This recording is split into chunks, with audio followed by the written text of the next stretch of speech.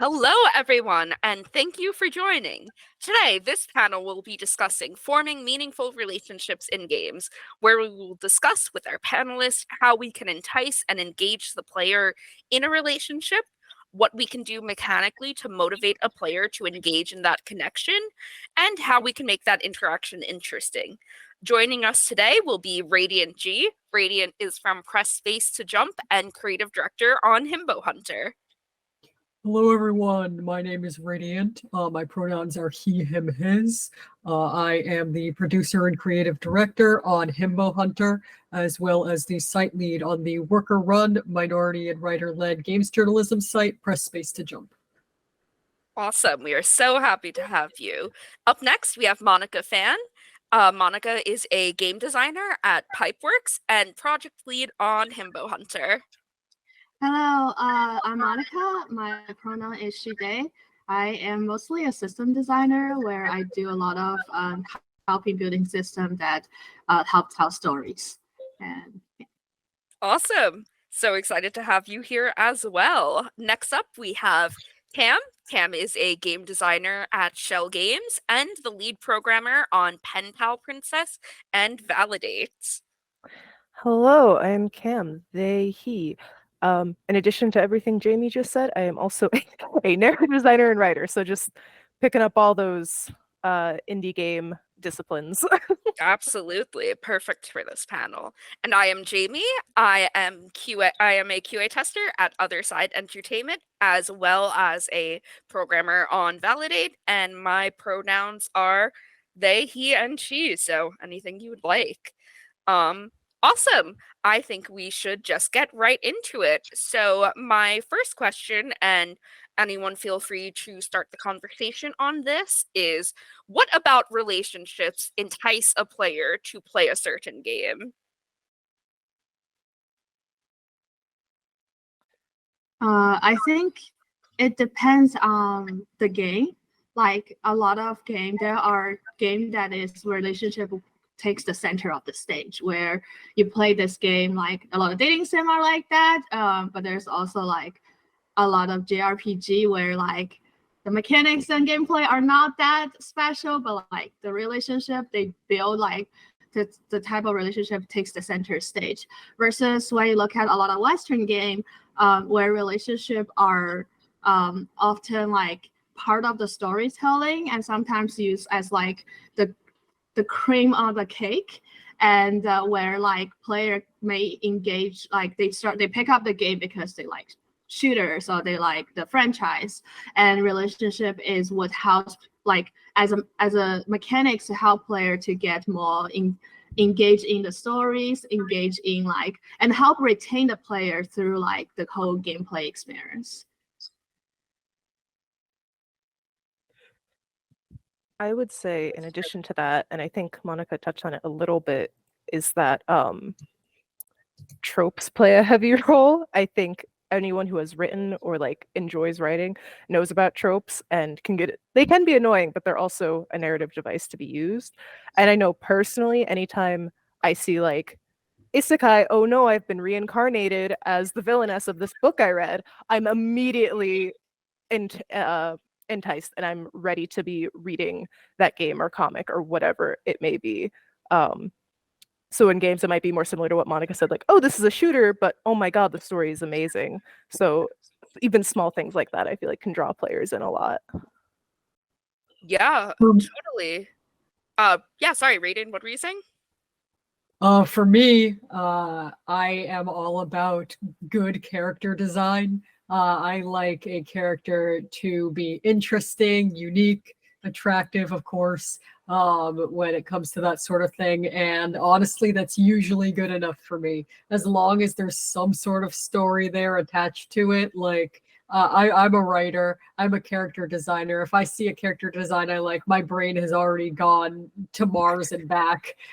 So that's really the way to pull me in, is just have characters that are cool. Yeah, totally. So I wanted to come back to, I think Cam mentioned tropes. So what are like some interesting tropes you've seen in games, and like how have they been used to like draw you in? Like what works and what doesn't, I guess is my question. Yeah, the first one I thought of was a little game called Mystic Messenger, which many people I'm sure know of. But if you don't, it is a mobile visual novel game that all takes place through your phone. So the characters will call you, they will text you, and it's all very immersive. But um, the draw of that game is of course the fact that it's a mobile visual novel that takes advantage of the fact that it's mobile. I distinctly remember one of the big draws being that the characters actually call you. So if like you stay up till whatever time the scheduled calls are, you'll get like a voice acted call.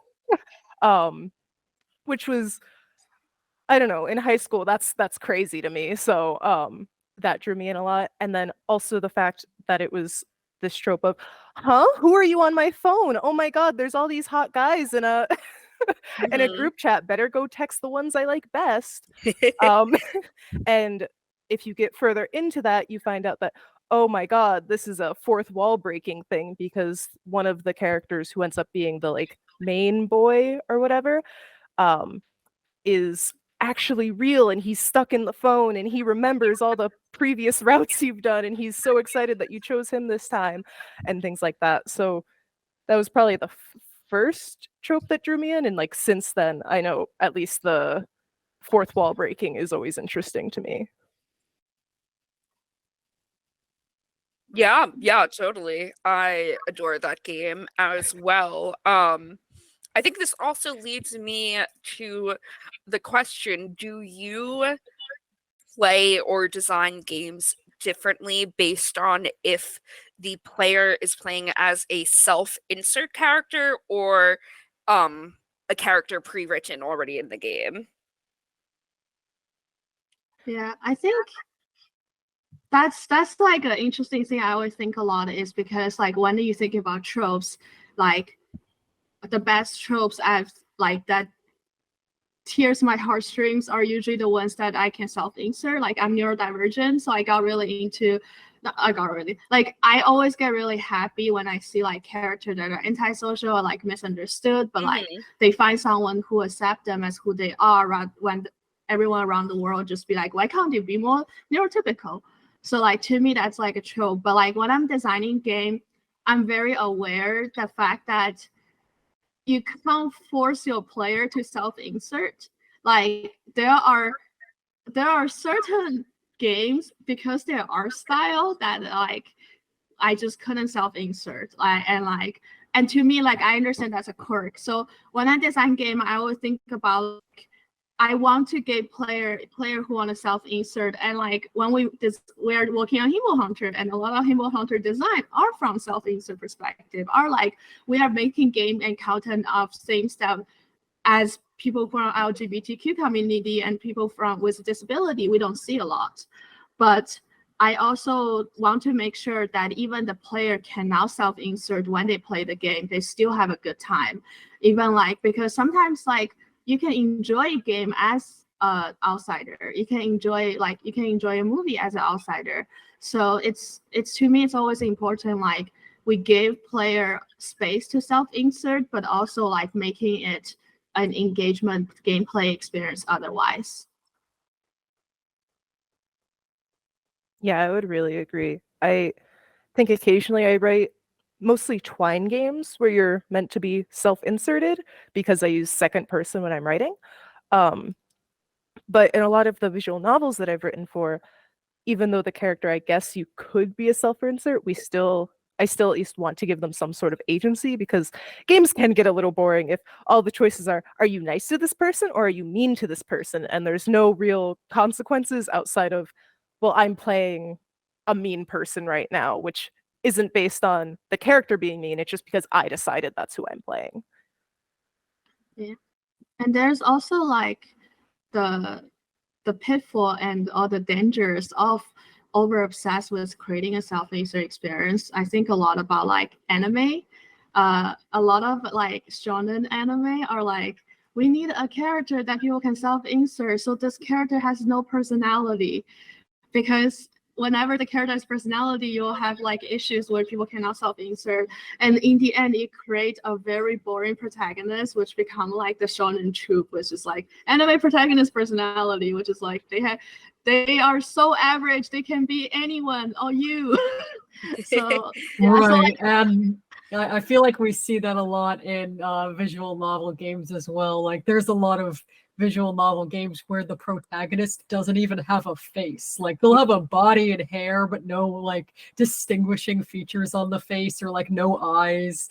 And it's just like the choices that the character are making are still choices. They're still a character. You don't need to have a bland character. Like, they try to make these shonen protagonists and these VN protagonists like an everyman, but that often just reinforces these standards in different societies that don't apply to most of the people playing. Yeah, absolutely. I totally agree about everything you guys just said. I wanted to briefly come back. Radiant, you mentioned that one of the bigger draws for you is good character design. What do you think shows that? Like, is it just the physical appearance? Is it physical meshed with their personality? Like, what draws you to that? Right. So of course there's the four horsemen of the character design Radiant G likes, which is cat boys, femboys, himbos, and twinks. Very important. But outside of that, if we're being more serious, it comes to the design of the actual character, their personality, their fashion sense. Do they change their clothes? Are they always in one outfit? Do they change their hairstyle? Another thing that really freed me a lot was as I sort of learned more about gender and gender expression. When I design a character, I generally come up with the character design before I know their gender.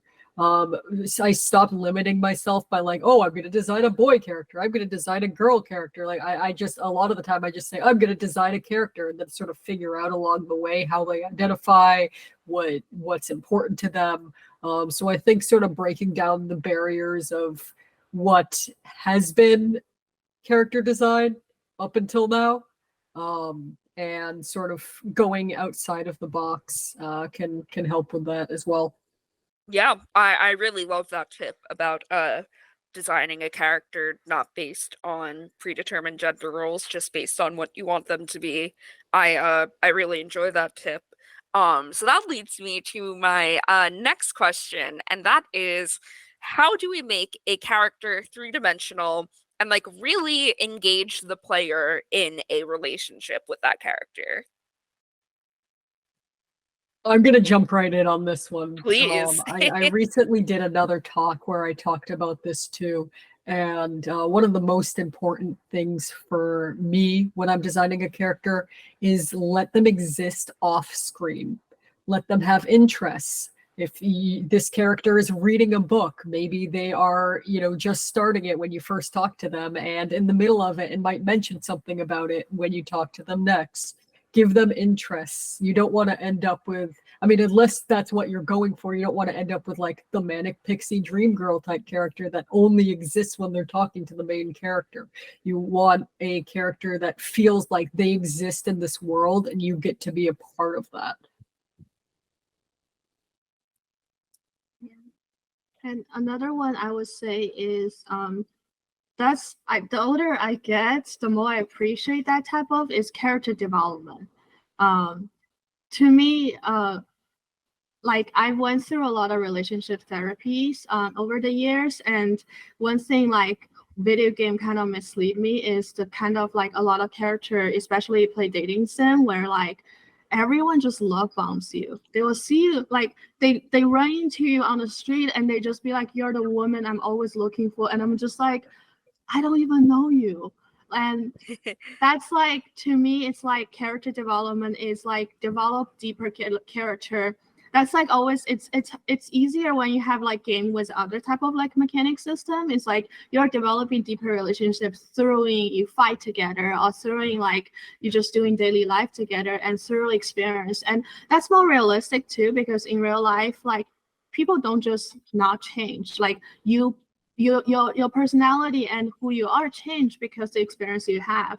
And seeing that in character, and seeing a character development, seeing someone become more mature, and seeing your relationship going from like maybe vaguely admiring to deep commitment, to me that's like a much more meaningful and like treasured relationship than the typical of like everyone just fall in love with you the moment they see you trope. Excuse me, sorry. I was going to say before I started coughing, I also really like when characters can have other relationships with other characters. So Fire Emblem is like an example, which writing is here or there, but like when I was playing Three Houses, it was, really fun to match make my little anime boys and girls.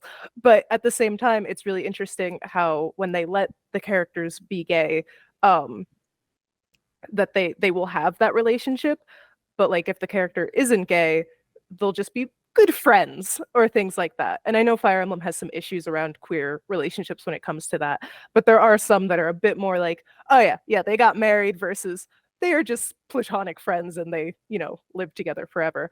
And even though we are technically forcing those relationships because we do their whatever it's called, unit upgrades or whatever, it still is like a relationship outside of the player, and it just, I don't know, adds more to their character even if that doesn't directly interact the gameplay. Because now it's like, oh well, in my version of this run, character A and B are like such good friends, whereas in another person's run they might hate each other. I don't know.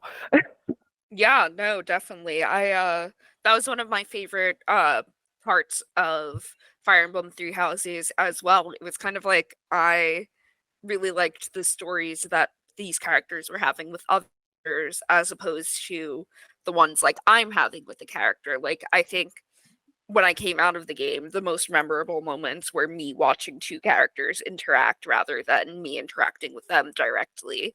And I think that's super interesting. So Monica, I also wanted to bring back to something you mentioned where you talked about love bombing and like how that kind of changed your perception of what real life dating is.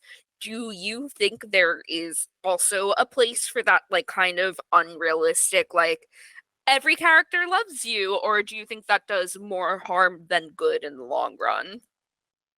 Oh no, I think it's fine. Like it's fine if you do this, but well, it depends. Like if your game where like romantic relationship is all about fantasizing and that's the game you're about, then yes. But if your game is like about like tremendous relationships and stuff, the problem is when in the first like hour everyone just fall in love with you, it's harder for me to invest later on. So that's a trade-off. It's like if your decision is we're gonna make this as you're just like the idol of the world and everyone loves you, you have to be aware it become harder if someone tell me they love me the first 10 minutes and then they tell me to love me again 20 hours later, the impact is going to be less compared to someone who doesn't really fall in love with you and then they see what you've been through and then they tell you like I love you. So I think like as a design, I wouldn't say like as a game designer, I don't want to say like, oh, never do this, because a lot of stuff they have this own position. But like when you make a decision to develop a story that is like love bombing in the beginning, you have to be aware the trade-off you have to pay later on. So yeah. Yeah, totally. I absolutely agree. I think there is a time and place for it at some point, but there is also absolutely times where that can make the player kind of like uncomfortable. I'm sure we would all feel uncomfortable if someone said that to us on the street. So like it's kind of like why would I want that to happen in a game if it like evokes sometimes these negative feelings. I also Yeah. wanted to touch on so like I think we've been talking a bit more in a romantic sense right now, but I also wanted to talk about ask about like things like platonic relationships or even like relationships with enemies. How would you, as a designer or even as a player, like how do you navigate like potentially wanting to like make a character feel a certain way for a different character, but not actually letting it go down the romantic route? Uh, I think boundary is very important.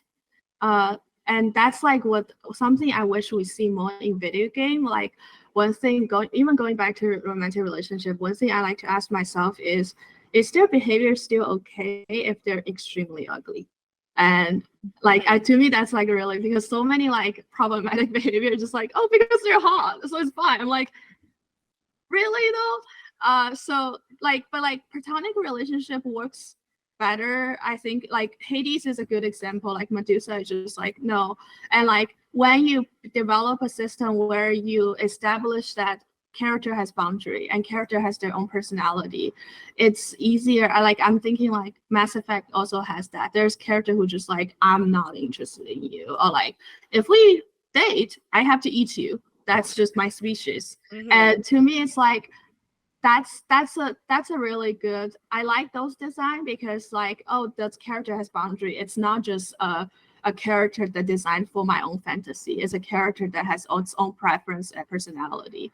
And setting boundary will helps like make it more like, so people wouldn't feel like, and that's not just relationship. They may have boundary on other stuff. Like develop a character who has boundary helps like develop like a platonic relationship in the like later in the game. Yeah, totally. I think a lot of games could benefit from the autonomy that like Hades afforded Dusa. I completely agree. That was one of the first times like I saw that being used, and I think it was like kind of unexpected. Like I didn't come into it spoiled or anything. So it was unexpected and I was like kind of like, "Oh, wow, this is awesome that I'm being told no in a game." Like I've never had that before, and like it really made me more attached to that character, honestly. Like she came out being my favorite, you know? Um so, uh, along with that, I'd like to bring up another question, and that is, what mechanics can games use to imitate forming relationships? Like, what are your favorite mechanics? Maybe some less favorable ones, stuff like that. This is like kind of a small thing, but I really like when games have either romanceable or platonic or whatever relationship you have characters that aren't player sexual. Like when there's a character who just fucking hates you, I hope we're allowed to swear, who just really hates you, um, it's like kind of refreshing because it's like, well, do I fix this relationship? Do I even have that option? Is this just we just have like this enemy thing going on?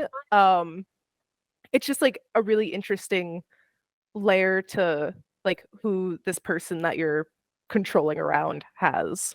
Same way with if it's a more romantic, if you have the option to be like um a man, woman, or anywhere in between, when other characters have their own sexualities and it's not just like, oh yeah, you can romance them regardless of your gender. It's like, oh no, this lady actually is a lesbian, so she will not romance you if you lean to the more man or masculine side or whatever. And I think that is a very just, I wish more games had it, even though sometimes it's like, damn, I really want to romance that character, but that's not who I am right now. So I'm actually gonna say I hate that personally. I don't mean that in a bad way, but I just mean like I can't stand that because my relationship with gender is something that I feel like a lot of cisgender people don't understand.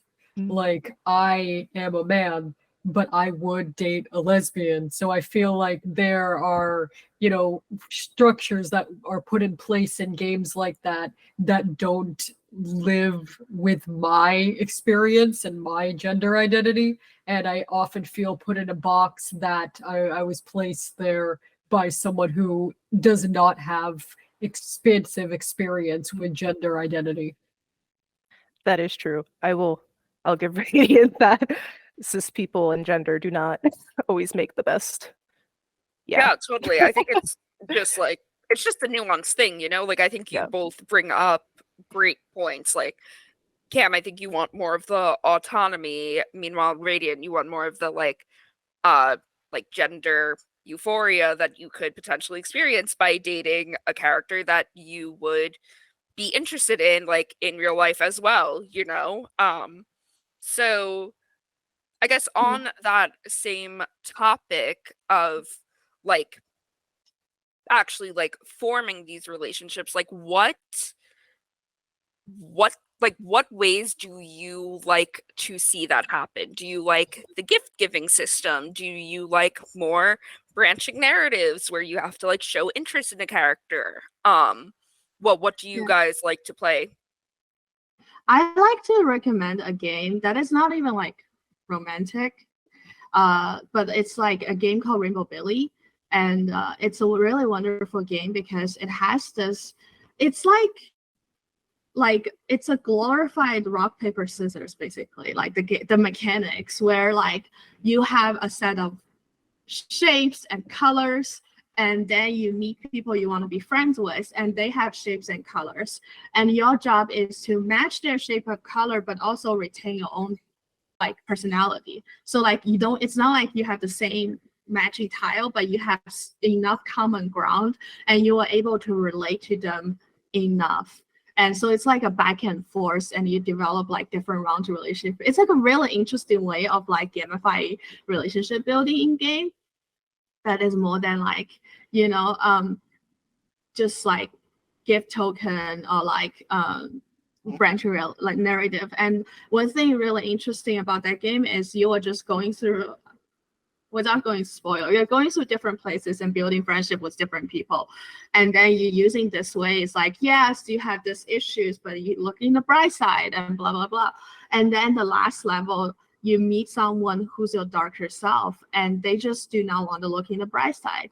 And if you use the mechanics you've been using through the whole game, you will realize you can never befriend them. And the only way to befriend with them is to be like, it's okay to not be happy. It's okay to not be positive all the time. Like, we can be sad together and we can still be friends. And it was just like a really refreshing, really interesting. And it's like everything looks very children, like very cartoony, and like they didn't try to go anything deeper and dark, but like they tackled a lot about like trauma, about like building relationship, and about this like tic-tac-toe process of building relationship. And also like one thing I really like is they're very accessible. If you failed, that's my issue with branching narrative, is like a lot of time you answer one question wrong, and that's it.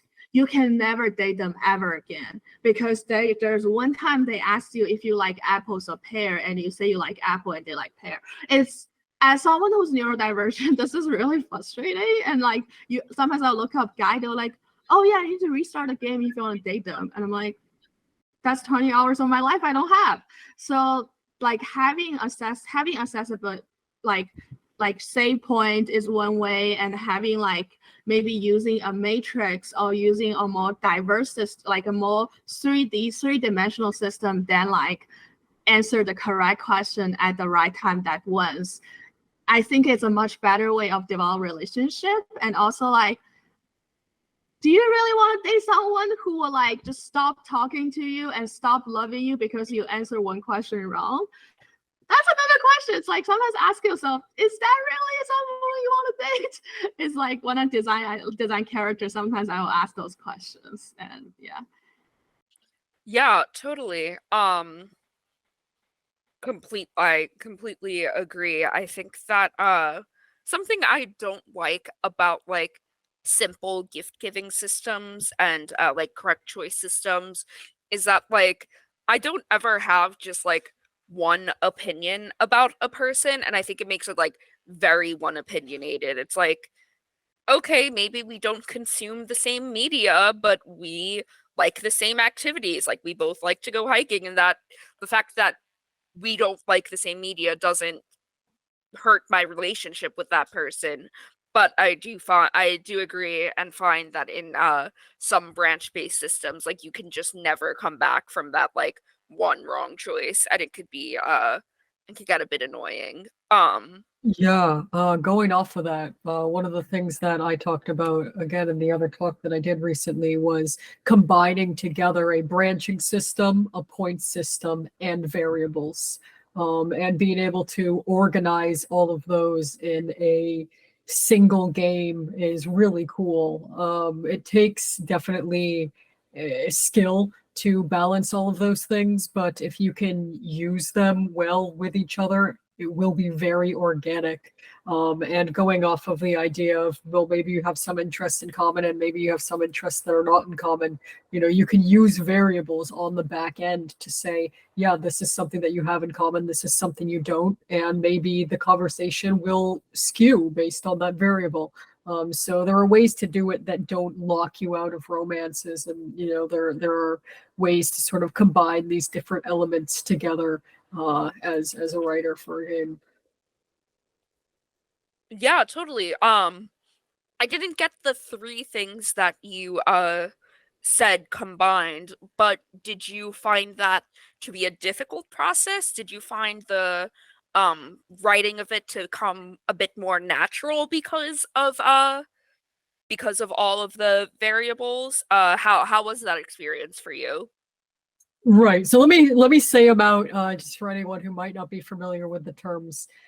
So there's a point system. That's when the choices you make will either earn or lose you points with either a certain character or a certain ending. That's when you know you're keeping track of a bar. How much does this character like you, whether it's visible or not. Then there's the branching system that we were talking about earlier, which is going down these different paths, either in like a conversation or in the game as a whole. And a lot of times when a branch goes off in a huge direction, there's no going back from that. And then there's variables, which are more toggles on and off of certain elements of the game, such as we were talking about, do you like the same movies as this character? Yes or no. And that can, you know, maybe affect the conversation that you're having. Maybe that character would ask you to go to the movies together if you liked the same movie, but if not, they wouldn't. So Yeah, that makes total sense. And I like the art of combining that. I think that creates like a super three-dimensional character and would excite me to play a game like that, you know? Um, cool. So I wanted to continue on with a little kind of topic change, kind of relevant, and that is like, how do we make the relationships in the games themselves interesting? Like I find that and I'm sure you all do as well, that we like have ups and downs in normal relationships, and like that doesn't mean things are the end of the world. Like it's totally normal to disagree with people and like have that sort of dynamic interaction with those people. So how have you found to be good ways to do it, maybe even bad examples, stuff like that?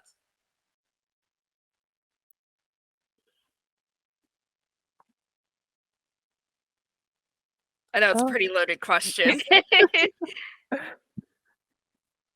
Yeah, I think it's when it comes to video game, which is different than like animes and mangas and stuff, because video game inherently has this interactive like interactive element. That's what makes a video game. And to me, it's like have player character development, like couple of things. Have player character have non-player character development react to player behavior. Is like if a player, like, let's say if I never been to a bookstore in the whole game, don't just like have a character be like, I love you because you read books so much. And like this is like where the dissonance happen, is like having like, again, I'm a system designer, so that's maybe like my I'm biased, but like I want to have like interactive gameplay system that your in-game character can react to, and like so feels like you're special, make player feel like they're special, they're not just still like, those are like one big way to make character like feel meaningful. But another thing is having authentic voice in character. I find that a lot as an Asian person who play a lot of game where you have like Asian character that clearly written people who don't know that much about Asian cultures, and like it just feels so jarring, and like you're just like, you tried, but so like it's like if you're having a character with minority identity, make sure your reference material goes beyond kung fu movies or anime. Like make sure you actually talk to people from that identity and have them, like, one thing like a lot of writers do is when they write those characters is building a personal relationship with people from those identity and background, and understanding what it's like to have like an intersectional identity, and which can really help bring like the character. I don't want to say any bad example, but there's a lot of example you are like, oh, they're just doing diversity for diversity's sake, and players are not stupid. They're gonna realize that if you do that. So always, if you decide to introduce diversity in your game, make sure you have authentic voice through the characters. I also think adding on to that is give your characters flaws that make sense for their characterization. So like if this character is like super bubbly and like always very touchy-feely with people, like don't give them a negative trait that is so opposite to that it feels jarring. Like if you want to give them a tragic backstory about why they're so bubbly, it's because they're sad all the time when they're alone, like cool, but make sure that those things mesh well. I feel like there's a lot of times when I'm reading something and it's like, well, actually, and then they just not trauma dump because it's a character, but like dump this story, and it's like, oh, I do feel bad for you, but this feels like it doesn't match what you're doing or like what this character is, if that makes sense. And that can really take you out of the moment. But yeah, giving your character realistic flaws is always nice. Like maybe they have slight anger issues or something, so sometimes they might yell and it's like, oh no, and that's something you have to overcome in this relationship in the game. Things like that always, I feel like, make characters more real. And when it comes to like actually writing, I like to have a lot of people, or I try to have people actually read what's going on, because you could get so into this character and you're like, I know them and this is great and this is perfect, and someone reads it and it's like, I don't understand what this means. I don't understand how we got from point A to point B. So having other people who don't know what's going on read is very important. Yeah, totally. So while you were talking, you mentioned the like concept of a tragic backstory, and how like it can kind of get hard when you haven't seen that backstory, but you're also still trying to like understand the feelings of this character and like make it make sense in the uh game, in the time of game you're playing. So yeah, can we talk a little more about that? Like what do you like when a game is introducing backstory? What don't you like when they're doing that? Are there any tropes that you particularly care for or you think are powerful?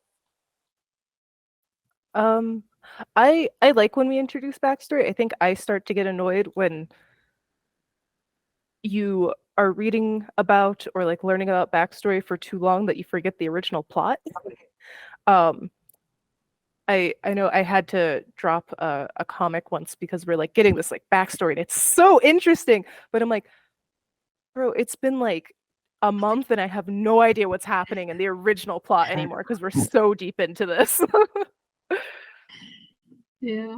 And another thing I want to advocate for like player agency and like just from someone who has like PTSD but like also accessibility is I like when the game backstory is an optional like path. It's an optional because if there's two reasons. One is give player a reason, like if sometimes the backstory can be very triggering and sometimes character engagement can be really triggering, and like give player a way out if they just feel like I don't feel comfortable or safe going through this right now. But on the other hand, I don't have to learn a character's backstory, but I choose to. It makes me feel like I'm putting input in this relationship. I'm like me putting effort and make a conscious choice to understand a character's backstory is, I think it's a very powerful like gameplay mechanics, because like it makes me, and like also it's just like, okay, I choose to understand this character, and now when I see this character on the street, I was like, okay, other people may not know this, but I know what happens to them. I know why they're sad. I know why they're eating popsicle all the time. And like those are the stuff, it's like using backstory as like, you know, like a diary you can pick up and read, or like a text message, and like makes that optional so player can understand backstory with their own pace, but also like give player a choice to consciously trying to understand a character better, rather than forcing the player to sit in their seats and watching like, you know, an hour cutscene. Yeah, just to jump on that real quick, I think it's Another Lost Phone does that really well, where you can either learn every little secret about this phone, or you can just like turn it off as soon as the game starts. And it's like as soon as for anyone who hasn't played, it's you find a phone and you can navigate it to figure out the original owner, who ends up being a trans person, and like go through their story. So like if at any point it feels like too much, you can just turn it off. And like that's the end of the game, and you've played it the correct way, because there's no real way to play it.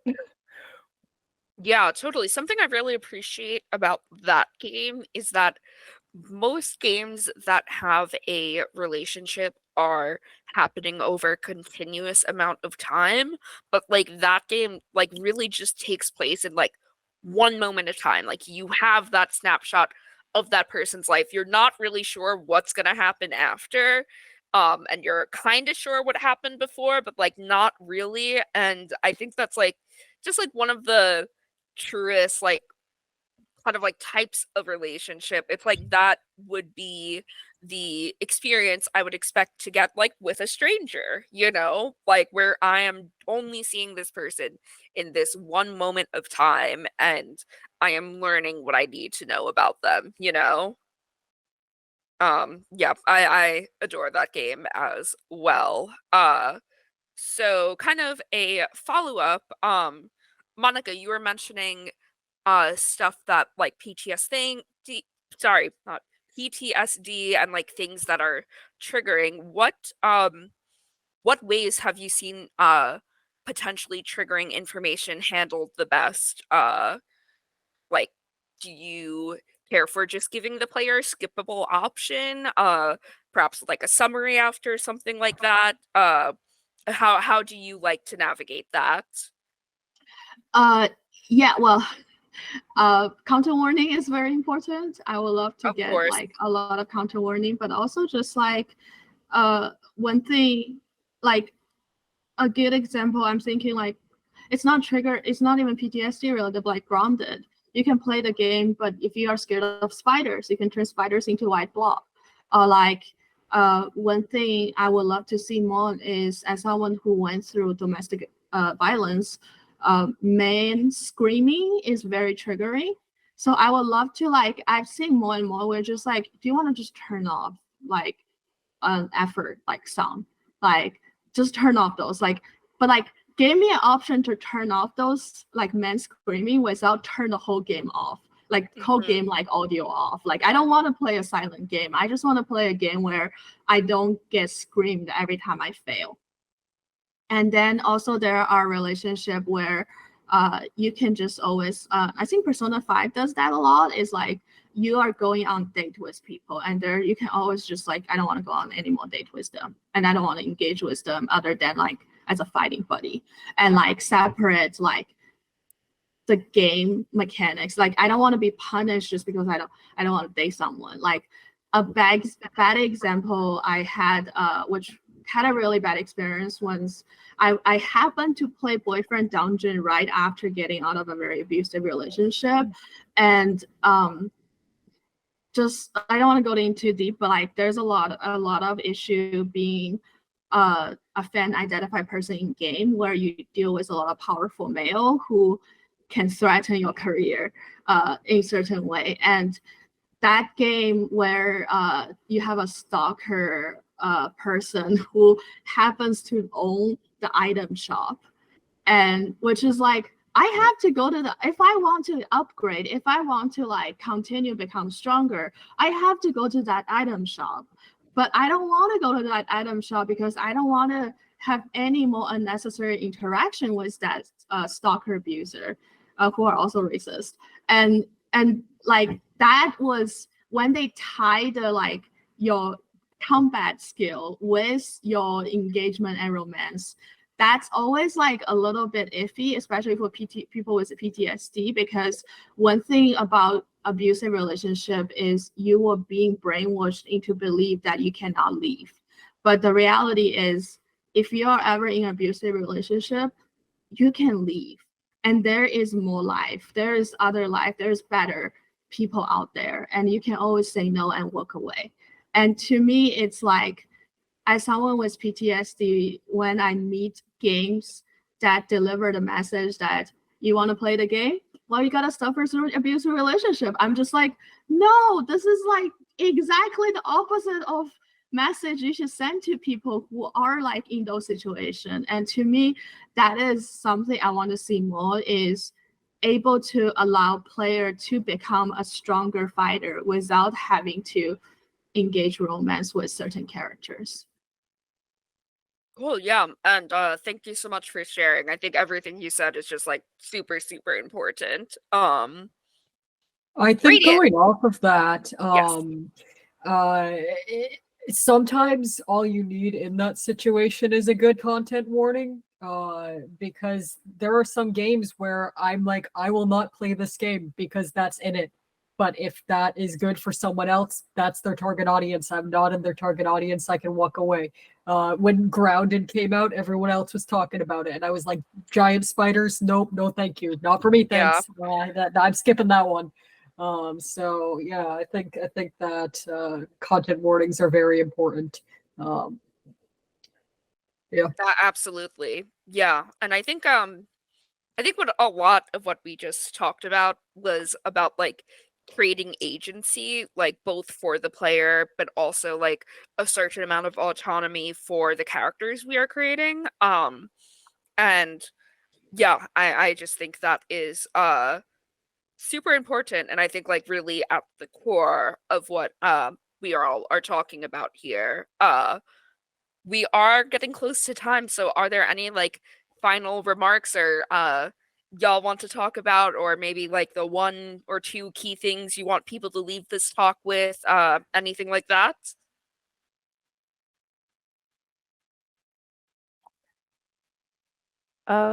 One small thing, I guess. If you're writing and making a game and like anything we've said doesn't jive, but your game still feels great, if it works, it works. You know, there's no one true way to do any of what we're talking about here. Yeah, Absolutely. going off of that, in terms of what I said about branching system, point system, and variables, you can do just one thing. Like if your game works with just a point system, go for it. If your game works with just a branching system, go for it. I like to combine them, but there are so many great games that just use one or the other. So don't feel pressure to do something that is more complicated than it needs to be for your game. Yeah, I want to say like, don't be scared of implementing relationship into your game. Even like it's again like agree with Radiant. Like you don't have to do everything, but sometimes just adding a little bit human relationship in your game can do a lot for immersive storytelling and player retention. Absolutely. Yeah, I think if I had one last thing to say, it would just be create like what matters to you, you know? Like I think we all have certain opinions on like things we just talked about, and that's great. There's probably tons of people who share those opinions and would like love to see a game by people like us, and I think that is awesome, and we should like just be doing what we love. So yeah, I think with that, unless anyone has anything final to say, I think this will be the conclusion of our panel. Thank you everyone so much for coming here. Cam, Radiant, Monica, this has been a joy to do and super informative. I really appreciate you all being here and I've had a great time. Thank you Yeah, so much. thanks. Thank you. Yes, and of course, thank you to LudoNarraCon for supporting us in this.